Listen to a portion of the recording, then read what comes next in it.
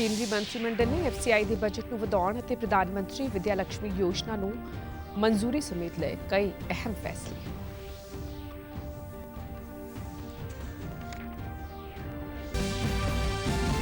ਹਵਾ ਪ੍ਰਦੂਸ਼ਣ ਨੂੰ ਘੱਟ ਕਰਨ ਦੇ ਮੰਤਵ ਨਾਲ ਕੇਂਦਰ ਸਰਕਾਰ ਨੇ ਦਿੱਲੀ ਐਨਸੀਆਰ ਦੇ ਇਲਾਕਿਆਂ ਵਿੱਚ ਪਰਾਲੀ ਸਾੜਨ ਦੇ ਮਾਮਲਿਆਂ ਵਿੱਚ ਜੁਰਮਾਨਾ ਕੀਤਾ ਦੁੱਗਣਾ।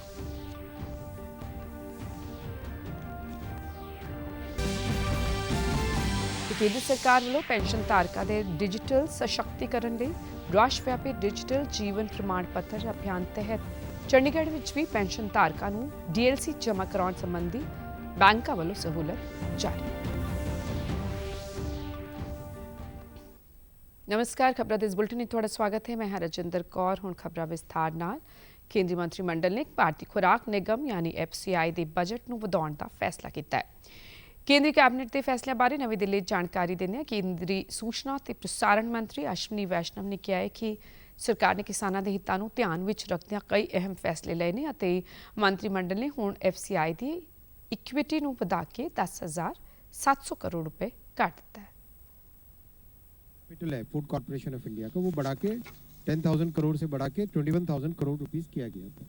और आज कैबिनेट ने फैसला लिया है कि fresh equity capital 10,700 crore rupees का एफसीआई में इन्फ्यूज किया जाएगा। So that means FCI will be able to do much more than what it has been doing। FCI ਘੱਟੋ ਘੱਟ ਸਮਰਥਨ ਮੁੱਲ ਤੇ ਅਨਾਜ ਦੀ ਖਰੀਦ, ਰਣਨੀਤਿਕ ਅਨਾਜ ਭੰਡਾਰਨ ਦੀ ਸਾਂਭ ਸੰਭਾਲ, ਕਲਿਆਣਕਾਰੀ ਉਪਰਾਲਿਆਂ ਤੇ ਅਨਾਜ ਦੀ ਵੰਡ ਅਤੇ ਬਾਜ਼ਾਰ ਵਿੱਚ ਅਨਾਜ ਦੀਆਂ ਕੀਮਤਾਂ ਨੂੰ ਸਥਿਰ ਕਰਕੇ ਭੋਜਨ ਸੁਰੱਖਿਆ ਨੂੰ ਯਕੀਨੀ ਬਣਾਉਣ ਵਿੱਚ ਮਹੱਤਵਪੂਰਨ ਭੂਮਿਕਾ ਨਿਭਾਉਂਦਾ ਹੈ। ਕੇਂਦਰੀ ਮੰਤਰੀ ਮੰਡਲ ਨੇ ਦੱਸਿਆ ਕਿ ਸਾਲ 2004 ਤੋਂ 2014 तक 4 गुना खुराक सब्सिडी ਵਧਾਈ गई है। के साथ 10 साल और 10 साल के दो इंडिकेटर्स को कंपेयर करें, 4 गुना ज़्यादा फूड सब्सिडी किसानों के पास गई, 4 गुने ज़्यादा। 4 से 14 में 5,15,000 थी, तो 14 से 24 में 21,56,000 करोड़। उन्होंने दस्सिया कि पीएम विद्या लक्ष्मी योजना तहत उच्च सिक्ख्या लई पहलियां 860 दर्जा बंदियां वालियां संस्थावां विच दाखला हासिल करने वाले होनहार विद्यार्थियों को इस कर्जा योजना का लाभ मिलेगा। इस दे घेरे विच हर साल 22 लाख तो वध विद्यार्थी आउणगे। ये विशेष कर्जा गारंटर मुफ्त सिक्ख्या तहत पूरी तरह नाल डिजिटल एप्लीकेशन प्रक्रिया राही पारदर्शी ढंग नाल दिता जाएगा। इस तो इलावा 8 लाख तक की सालाना परिवारिक आमदन वाले विद्यार्थियों लिए ये स्कीम 10 लाख रुपए के कर्जे ते 3% ब्याज की छूट भी प्रदान करेगी। ये 4.5 लाख रुपए की सालाना परिवारिक आमदन वाले विद्यार्थियों को पहला ही दी गई पूरी ब्याज सहायता तो अलावा है। मेथड से कोलैटरल फ्री, गारंटर फ्री और 8 लाख से कम इनकम की फैमिली है अगर, तो उनको एक अच्छे इंटरेस्ट सबवेंशन के साथ 10 लाख रुपए तक का लोन बहुत ही कन्वीनियंट तरीके से मिलेगा। केंद्रीय मंत्री ने दस्सिया कि विद्यार्थी एकीकृत पोर्टल पीएम विद्या लक्ष्मी ਅਤੇ ਸਿੱਖਿਆ ਕਰਜ਼ੇ ਲਈ ਅਰਜ਼ੀ ਦੇ ਸਕਦੇ ਨੇ ਅਤੇ ਵਿਆਜ ਮੁਆਫੀ ਲਈ ਬੇਨਤੀਆਂ ਵੀ ਦਰਜ ਕਰ ਸਕਦੇ ਨੇ। ਹਵਾ ਪ੍ਰਦੂਸ਼ਣ ਨੂੰ ਘੱਟ ਕਰਨ ਦੇ ਮੰਤਵ ਨਾਲ ਕੇਂਦਰ ਸਰਕਾਰ ਨੇ ਪਰਾਲੀ ਸਾੜਨ ਦੇ ਮਾਮਲੇ ਵਿੱਚ ਜੁਰਮਾਨੇ ਵਿੱਚ ਵਾਧਾ ਕਰਕੇ ਜੁਰਮਾਨੇ ਨੂੰ ਦੁੱਗਣਾ ਕਰ ਦਿੱਤਾ ਹੈ। ਨਵੇਂ ਨਿਯਮ ਤਹਿਤ ਪਰਾਲੀ ਸਾੜਨ ਦੇ ਮਾਮਲੇ ਵਿੱਚ ਜ਼ਮੀਨ ਦੇ ਆਕਾਰ ਦੇ ਆਧਾਰ ਤੇ ਜੁਰਮਾਨਾ ਹੋਏਗਾ। ਰਾਸ਼ਟਰੀ ਰਾਜਧਾਨੀ ਖੇਤਰ ਦੇ ਇਸ ਨਾਲ ਲੱਗਦੇ ਇਲਾਕਿਆਂ ਵਿੱਚ ਹਵਾ ਗੁਣਵੱਤਾ ਪ੍ਰਬੰਧਨ ਕਮਿਸ਼ਨ ਨੇ ਪਰਾਲੀ ਸਾੜਨ ਵਾਲੇ ਮਾਮਲਿਆਂ ਵਿੱਚ ਵਾਤਾਵਰਣ ਮੁਆਵਜ਼ੇ ਦੇ ਨਿਯਮਾਂ ਵਿੱਚ ਸੋਧ ਕਰ ਦਿੱਤੀ ਹੈ, ਜਿਸ ਤਹਿਤ ਦਿੱਲੀ ਅਤੇ ਐਨਸੀਆਰ ਦੇ ਇਲਾਕਿਆਂ ਵਿੱਚ 2 ਏਕੜ ਤੋਂ ਘੱਟ ਜ਼ਮੀਨ ਵਾਲੇ ਕਿਸਾਨਾਂ ਨੂੰ ਪਰਾਲੀ ਸਾੜਨ ਤੇ 5,000 रुपए जुर्माना किया जाएगा ਤੇ 2 ਤੋਂ 5 ਏਕੜ ਜ਼ਮੀਨ ਵਾਲੇ ਕਿਸਾਨਾਂ ਨੂੰ 10,000 रुपए जुर्माना होएगा। 5 ਏਕੜ ਤੋਂ ਵੱਧ ਜ਼ਮੀਨ ਵਾਲੇ ਕਿਸਾਨਾਂ ਨੂੰ 30,000 जुर्माना किया जाएगा। सुप्रीम कोर्ट की सख्ती तो बाद केंद्र ने दिल्ली एनसीआर के नेड़ले इलाकों लिए ये फैसला लिया। पराली साड़न कारण दिल्ली एनसीआर तो अलावा पंजाब ते हरियाणा के कुछ इलाकों में भी हवा प्रदूषण की समस्या पेश आ रही है। दिल्ली में हवा की गुणवत्ता काफ़ी खतरनाक स्तर तक बनी हुई है। पंजाब के खुराक सिविल सप्लाई और खपतकार मामलों बारे मंत्री लालचंद कटारूचक ने दस्सिया कि सूबा सरकार वालों मंडियां विच झोने का मौजूदा खरीद सीजन ਜ਼ੋਰ ਸ਼ੋਰ ਨਾਲ ਚੱਲ ਰਿਹਾ ਤੇ ਕਿਸਾਨਾਂ ਦੇ ਖਾਤਿਆਂ ਵਿੱਚ ਅਦਾਇਗੀ ਵਜੋਂ 22,000 ਕਰੋੜ ਰੁਪਏ ਤੋਂ ਵੱਧ ਦੀ ਰਕਮ ਜਮ੍ਹਾਂ ਕਰਵਾ ਦਿੱਤੀ ਗਈ ਹੈ। ਚੰਡੀਗੜ੍ਹ ਵਿੱਚ ਪੱਤਰਕਾਰਾਂ ਨਾਲ ਕੱਲ ਗੱਲਬਾਤ ਦੌਰਾਨ ਇਹ ਜਾਣਕਾਰੀ ਸਾਂਝੀ ਕਰਦਿਆਂ ਕੈਬਨਿਟ ਮੰਤਰੀ ਨੇ ਦੱਸਿਆ ਕਿ ਮੰਡੀਆਂ ਵਿੱਚ ਪਹੁੰਚੇ 111 ਲੱਖ ਮੀਟ੍ਰਿਕ ਟਨ ਝੋਨੇ ਵਿੱਚੋਂ 105 ਲੱਖ ਮੀਟ੍ਰਿਕ ਟਨ ਝੋਨੇ ਦੀ ਖਰੀਦ ਕੀਤੀ ਜਾ ਚੁੱਕੀ ਹੈ। ਚੁਕਾਈ ਦੇ ਪੱਖ ਤੋਂ ਇੱਕ ਦਿਨ ਵਿੱਚ 6.18 LMT ਝੋਨੇ ਦੀ ਰਿਕਾਰਡ ਚੁਕਾਈ ਕੀਤੀ ਗਈ ਅਤੇ ਹੁਣ ਤੱਕ ਕੁੱਲ ਚੁਕਾਈ 64,55,000 ਮੀਟ੍ਰਿਕ ਟਨ ਹੈ, ਜੋ ਤਕਰੀਬਨ 62% ਬਣਦੀ ਹੈ। ਕੈਬਨਿਟ ਮੰਤਰੀ ਨੇ ਦੱਸਿਆ ਕਿ ਸੂਬੇ ਦੀਆਂ 5,086 ਚੌਲ ਮਿੱਲਾਂ ਵਿੱਚੋਂ 4,792 ਨੇ ਅਲਾਟਮੈਂਟ ਲਈ ਅਰਜ਼ੀਆਂ ਦਿੱਤੀਆਂ ਸਨ, ਜਿਨ੍ਹਾਂ ਵਿੱਚੋਂ 4,579 ਮਿੱਲਾਂ ਨੂੰ ਅਲਾਟਮੈਂਟ ਹੋ ਗਈ ਹੈ। ਉਨ੍ਹਾਂ ਕਿਹਾ ਕਿ ਸੂਬਾ ਸਰਕਾਰ ਦਾ ਇਹ 6ਵਾਂ ਖਰੀਦ ਸੀਜ਼ਨ ਸਫਲ ਸਿੱਧ ਹੋਏਗਾ। ਪੰਜਾਬ ਸਰਕਾਰ ਨੇ ਸੂਬੇ ਵਿੱਚ ਗੰਨੇ ਦੀ ਪਿੜਾਈ ਆਗਾਮੀ 25 ਨਵੰਬਰ ਤੋਂ ਸ਼ੁਰੂ ਕਰਨ ਦਾ ਐਲਾਨ ਕੀਤਾ ਹੈ। ਸੂਬੇ ਦੇ ਖੇਤੀਬਾੜੀ ਤੇ ਕਿਸਾਨ ਭਲਾਈ ਮੰਤਰੀ ਗੁਰਮੀਤ ਸਿੰਘ ਖੁੱਟੀਆ ਦੀ ਪ੍ਰਧਾਨਗੀ ਹੇਠ ਪੰਜਾਬ ਰਾਜ ਸ਼ੂਗਰ ਕੇਨ ਕੰਟਰੋਲ ਬੋਰਡ ਦੀ ਮੀਟਿੰਗ ਦੌਰਾਨ ਇਹ ਫੈਸਲਾ ਲਿਆ ਗਿਆ। ਖੇਤੀਬਾੜੀ ਮੰਤਰੀ ਨੇ ਦੱਸਿਆ ਕਿ ਇਸ ਸਾਲ ਪੰਜਾਬ ਵਿੱਚ ਗੰਨੇ ਦੀ ਫਸਲ ਹੇਠ ਰਕਬੇ ਵਿੱਚ 5% ਵਾਧਾ ਹੋਇਆ ਹੈ। ਪਿਛਲੇ ਸਾਲ ਦੇ 95,000 ਹੈਕਟੇਅਰ ਦੇ ਮੁਕਾਬਲੇ ਇਸ ਵਾਰੀ 1 ਲੱਖ ਹੈਕਟੇਅਰ ਰਕਬੇ ਤੇ ਗੰਨੇ ਦੀ ਕਾਸ਼ਤ ਕੀਤੀ ਗਈ ਹੈ। ਉਨ੍ਹਾਂ ਦੱਸਿਆ ਕਿ ਇਸ ਵਾਰ 62 ਲੱਖ ਕੁਇੰਟਲ ਖੰਡ ਦੇ ਉਤਪਾਦਨ ਦੀ ਉਮੀਦ ਹੈ। ਇਸ ਨਾਲ ਸੂਬੇ ਵਿੱਚ 9 ਸਹਿਕਾਰੀ ਅਤੇ 6 ਨਿੱਜੀ ਖੰਡ ਮਿੱਲਾਂ ਸਮੇਤ ਕੁੱਲ 15 ਖੰਡ ਮਿੱਲਾਂ ਨੇ, ਜਿਨ੍ਹਾਂ ਵਿੱਚ ਤਕਰੀਬਨ 7 ਲੱਖ ਕੁਇੰਟਲ ਗੰਨੇ ਦੀ ਪਿੜਾਈ ਦੀ ਸੰਭਾਵਨਾ ਹੈ।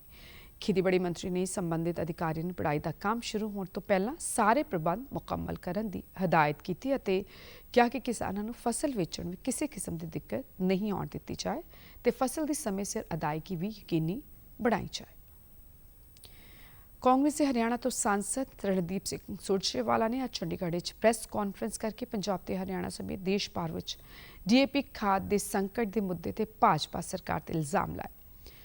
ਰਣਦੀਪ ਸਿੰਘ ਸੁਰਜੇਵਾਲਾ ਨੇ ਕਿਹਾ ਕਿ ਰਬੀ ਦੇ ਸੀਜ਼ਨ ਦੌਰਾਨ ਦੇਸ਼ ਭਰ ਦੇ ਕਿਸਾਨ DAP ਖਾਦ ਲਈ ਲਾਈਨਾਂ ਵਿੱਚ ਲੱਗੇ ਹੋਏ ਨੇ। ਉਹਨਾਂ ਨੇ DAP ਤੇ ਸਬਸਿਡੀ ਵਿੱਚ ਕਟੌਤੀ ਦਾ ਮੁੱਦਾ ਚੁੱਕਿਆ ਅਤੇ ਕਿਹਾ ਕਿ ਕਿਸਾਨਾਂ ਨੂੰ DAP ਖਾਦ ਦਾ ਇੱਕ ਬੈਗ 1900 ਰੁਪਏ ਵਿੱਚ ਲੈਣ ਲਈ ਮਜਬੂਰ ਹੋਣਾ ਪੈ ਰਿਹਾ ਅਤੇ ਕਈ ਥਾਵਾਂ ਤੇ ਉਹਨਾਂ ਨੂੰ ਕੀਟਨਾਸ਼ਕ ਤੇ ਬੀਜ DAP ਖਾਦ ਨਾਲ ਜ਼ਬਰਦਸਤੀ ਖਰੀਦਣੀ ਪੈ ਰਹੀ ਹੈ। ਰਣਦੀਪ ਸੁਰਜੇਵਾਲਾ ਨੇ ਕਿਹਾ ਕਿ DAP ਦੀ ਕਮੀ ਕਾਰਨ ਹਰਿਆਣਾ ਵਿੱਚ ਕਈ ਥਾਵਾਂ ਤੇ ਕਿਸਾਨਾਂ ਵੱਲੋਂ ਰੋਸ ਵਜੋਂ ਧਰਨੇ ਲਗਾਏ ਗਏ ਨੇ, ਪਰ ਸਰਕਾਰ ਇਸ ਮੁੱਦੇ ਤੇ ਗੰਭੀਰ ਨਹੀਂ ਹੈ। ਕੇਂਦਰ ਸਰਕਾਰ ਵੱਲੋਂ ਪੈਨਸ਼ਨ ਧਾਰਕਾਂ ਦੇ ਡਿਜੀਟਲ ਸਸ਼ਕਤੀਕਰਨ ਲਈ ਰਾਸ਼ਟਰ ਵਿਆਪੀ ਡਿਜੀਟਲ ਜੀਵਨ ਪ੍ਰਮਾਣ ਪੱਤਰ ਅਭਿਆਨ ਦੀ ਕੱਲ੍ਹ ਸ਼ੁਰੂਆਤ ਕੀਤੀ ਗਈ।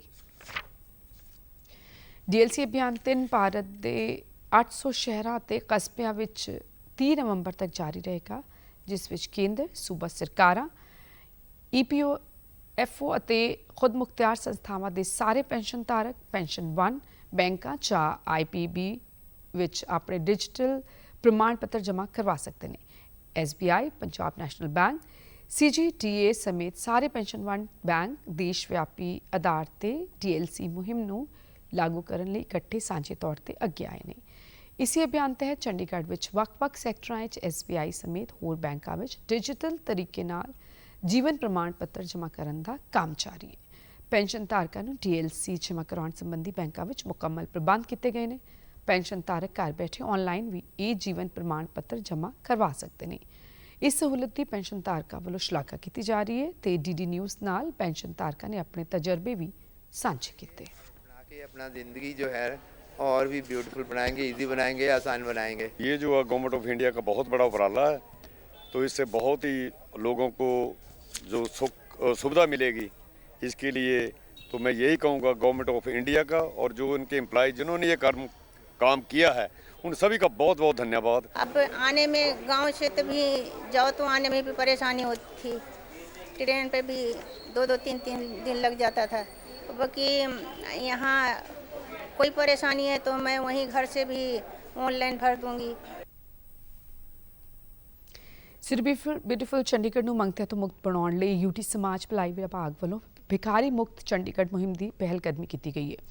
ਚੰਡੀਗੜ੍ਹ ਦੇ ਸੈਕਟਰ 15 ਸੀਨੀਅਰ ਸਿਟੀਜ਼ਨ ਹੋਮ ਵਿੱਚ ਇਸ ਮੁਹਿੰਮ ਦੇ ਸਮਾਪਤੀ ਸਮਾਰੋਹ ਦੌਰਾਨ ਚੰਡੀਗੜ੍ਹ ਪ੍ਰਸ਼ਾਸਨ ਦੇ ਸਮਾਜ ਭਲਾਈ ਵਿਭਾਗ ਦੀ ਸਕੱਤਰ ਅਨੁਰਾਧਾ ਚੱਕਤੀ ਹਾਜ਼ਰ ਰਹੇ ਅਤੇ ਪ੍ਰੋਗਰਾਮ ਦੌਰਾਨ ਸ਼ਹਿਰ ਨੂੰ ਭਿਖਾਰੀ ਮੁਕਤ ਬਣਾਉਣ ਲਈ ਕੀਤੇ ਉਪਰਾਲਿਆਂ ਵਿੱਚ ਸਹਿਯੋਗ ਲਈ ਸ਼ਹਿਰ ਵਾਸੀਆਂ ਦਾ ਧੰਨਵਾਦ ਕੀਤਾ ਗਿਆ। ਅਨੁਰਾਧਾ ਸ਼ਕਤੀ ਨੇ ਇਸ ਮੌਕੇ ਕਿਹਾ ਕਿ ਚੰਡੀਗੜ੍ਹ ਦੇ ਨਾਗਰਿਕਾਂ ਦਾ ਇਸ ਮੁਹਿੰਮ ਵਿੱਚ ਸਹਿਯੋਗ ਲਈ ਉਹ ਧੰਨਵਾਦ ਕਰਦੇ ਨੇ। ਉਨ੍ਹਾਂ ਕਿਹਾ ਕਿ ਜਨਤਕ ਸਮਰਥਨ ਅਜਿਹੀ ਮੁਹਿੰਮ ਦੀ ਸਫਲਤਾ ਦਾ ਆਧਾਰ ਹੈ। ਉਨ੍ਹਾਂ ਕਿਹਾ ਕਿ ਸਾਂਝੀਆਂ ਕੋਸ਼ਿਸ਼ਾਂ ਨਾਲ ਇਹ ਮੁਹਿੰਮ ਸਾਰਥਕ ਤੇ ਪ੍ਰਭਾਵਸ਼ਾਲੀ ਬਣੀ ਹੈ।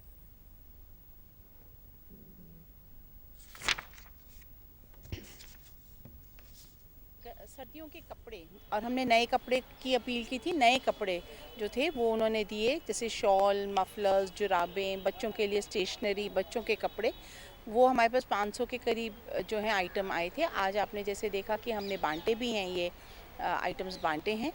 और ये हमारी यही कोशिश थी कि लोगों ने ये दिवाली के महोत्सव पर सबको लगता है कि हमें कुछ देना चाहिए। आपने देना है तो ऐसों को दीजिए जहाँ पे आपको पता है कि वो सही जगह गए हैं। हमारी बस यही चेष्टा थी।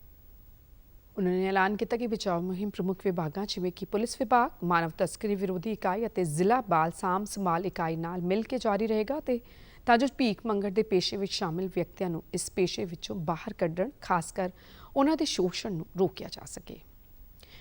ਪੀਜੀਆਈ ਚੰਡੀਗੜ੍ਹ ਦੇ ਔਨਕੋਲੋਜੀ ਵਿਭਾਗ, ਰੇਡੀਓਥੈਰੇਪੀ ਤੇ ਜੀਆਈ ਔਨਕੋਲੋਜੀ ਸੁਸਾਇਟੀ ਵੱਲੋਂ ਭਲਕੇ ਤੋਂ 10 ਨਵੰਬਰ ਤੱਕ ਜੀਆਈ ਔਨਕੋਲੋਜੀ ਸੁਸਾਇਟੀ GIOS 2024 ਸਾਲਾਨਾ ਸਮਾਗਮ ਕਰਵਾਇਆ ਜਾ ਰਿਹਾ ਹੈ। ਇਸ ਪਹਿਲੇ ਸਮਾਗਮ ਵਿੱਚ ਅਪਰ ਜੀਆਈ ਕੈਂਸਰ ਤੋਂ ਮੁਕਤੀ ਪ੍ਰਬੰਧਨ ਅਤੇ ਰੋਕਥਾਮ ਵਿੱਚ ਸ਼ਾਮਿਲ ਸਾਰੇ ਹਿਤਧਾਰਕਾਂ ਨੂੰ ਸ਼ਾਮਿਲ ਕੀਤਾ ਜਾ ਰਿਹਾ ਹੈ। ਸੰਮੇਲਨ ਦੇ ਪਹਿਲੇ ਦਿਨ ਹੈਪਟੋਸੈਲੂਲਰ ਕੈਂਸਰ ਬਾਰੇ ਇੱਕ ਵਰਕਸ਼ਾਪ ਵੀ ਹੋਏਗੀ।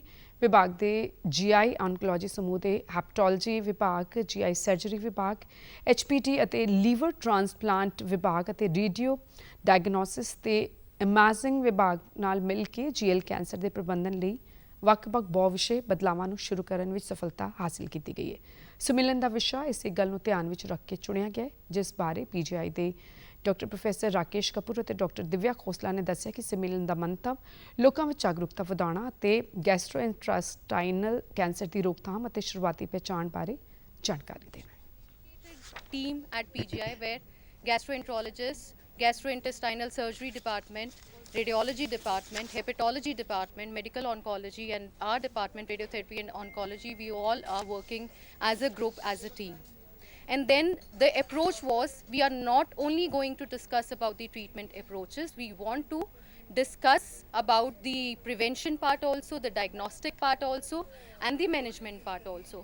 8, 9 और 10 नवंबर 2024 को अपर जीआई कैंसर के रिलेटेड ये कॉन्फ्रेंस जो है ये कर रहे हैं। पहला दिन जो है वो लीवर कैंसर के ऊपर एक वर्कशॉप होगी जो पीजीआई में होगी। सेकंड और थर्ड डे जो कॉन्फ्रेंस का है वो होटल रेडिसन में है। वहाँ पे 2 दिन में ये अपर जीआई कैंसर पे उनकी प्रिवेंशन, डायग्नोसिस और ट्रीटमेंट तीनों के ऊपर हर स्पेशलिटी का जॉइंट सेशन होंगे।